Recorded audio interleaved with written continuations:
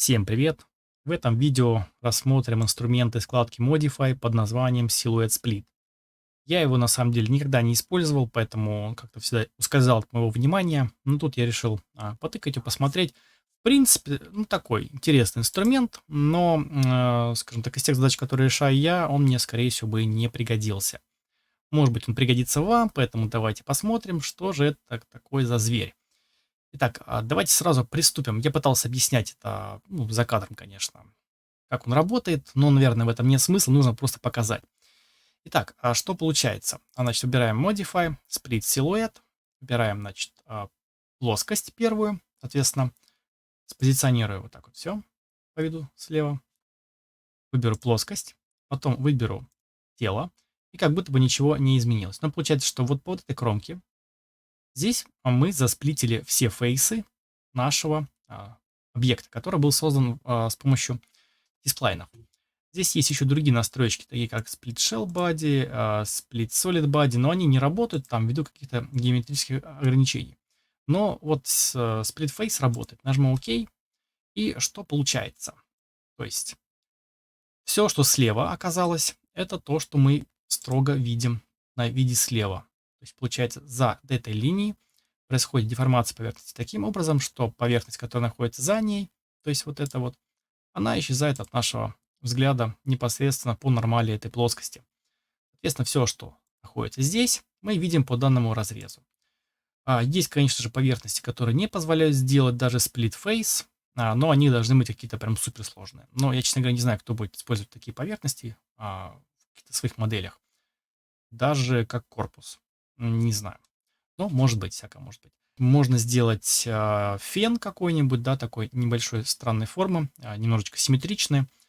И если сделать его о высокой плавности, то, в принципе, данный инструмент может сработать. Но я делал это за кадром, делал отдельно тело вращения, такую вот ручку делал отдельно с помощью дисплайнов. И когда это все комбинировал, на них данный инструмент не работал. Он работает только на какой-то один фрагмент. Поэтому инструмент не супер универсальный, скажем так, не всегда покажет тот результат, который нужен. Но, опять-таки, это все зависит от качества той поверхности, с которой мы работаем. Итак, как еще можно продемонстрировать сказанное мной? Во вкладке Inspect есть инструмент под названием Accessibility Analysis. Выбираем его, выбираем тело, далее выбираем Direction, то есть вот эту вот ось красненькую. И что получается? Данный инструмент нам показывает доступность, то есть как раз визуальную доступность вдоль какой-то оси, в данном случае X. То есть получается, что мы по оси все, что зелененькое, видим, все, что красненькое, не видим. Здесь есть такие вот гличи, не знаю, как сказать, баги, но это скорее особенность самого движка, самого отображения. Так сказать. Ну, да, здесь такое есть, чтобы супер гладкая здесь была линия. Ну, в плане вот красно-зеленая. Не знаю, нужно это, не нужно. В принципе, чем он может нам помочь? Например, если мы хотим сделать какой-то у нас есть интересный корпус, и мы хотим сделать разъемную форму. Да не просто разъемную, а чтобы каждая из этих отдельных частей, например, могла быть выточена на том же ЧПУ станке. Соответственно, фреза ходит по какой-то одной строгой оси, и, соответственно, все, что, например, сверху в таком положении, вот эти все поверхности фреза сможет обработать, те, которые она не сможет обработать, соответственно, останутся снизу. Соответственно, нам нужно рассечь наше тело, скажем так, на две такие половинки, сделать какие-то две половинные матрицы, ну и уже потом там каким-то технологическим процессом все это заполнять, не знаю.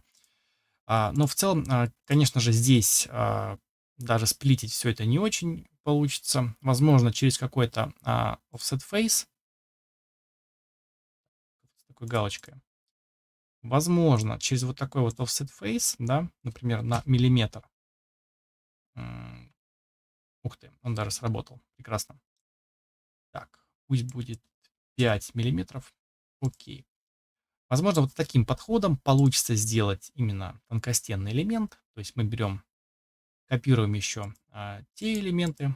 То есть, ну ладно, я удалю просто это все для наглядности. Ну вот теперь нам остается лофтами просто закрыть вот эти вот элементы, и в принципе мы получим некоторую половинку. Однако тут, конечно же, стоит еще поработать, потому что здесь вот эта кромка не очень понятная. Но опять-таки все будет зависеть от той задачи, которая будет поставлена.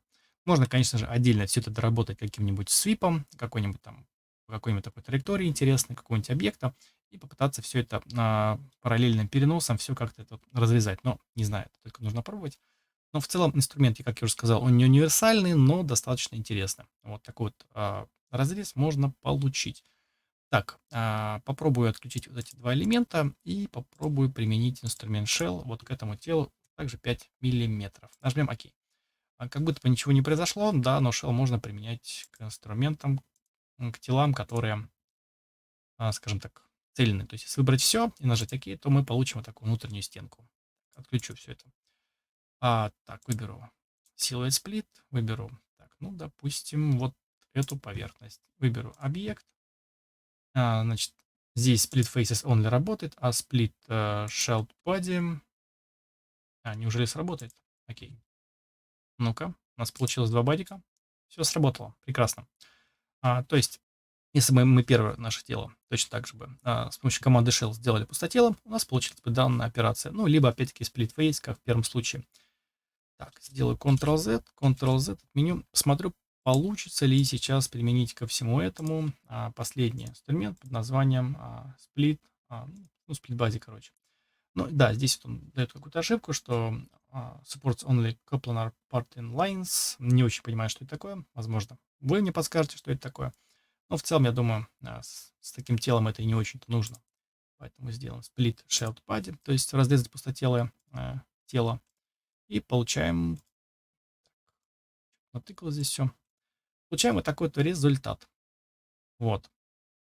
Обязательно напишите под видео, как вы бы могли это использовать в своих интересах. Может быть, вы этот инструмент уже использовали. Но не знаю, я до него дошел только сейчас, мне стало интересно. Но в целом для меня он, на самом деле, не очень, я бы сказал, для меня бесполезный, но это слишком громко. Но какие-то задачи, я думаю, с ним можно решать. Обязательно подписывайтесь на канал, оставляйте комментарии, ставьте лайки. Да, у меня, кстати, появился Бусти. Можете помочь мне с помощью доната, либо какой-то регулярной подписки через Бусти. Буду вам благодарен. Это очень смотивирует меня на производство нового контента. Сейчас очень много задач стоит передо мной в плане различных работ. Поэтому лишняя так, мотивация мне не повредит. Так, теперь все точно. Пока. До новых встреч.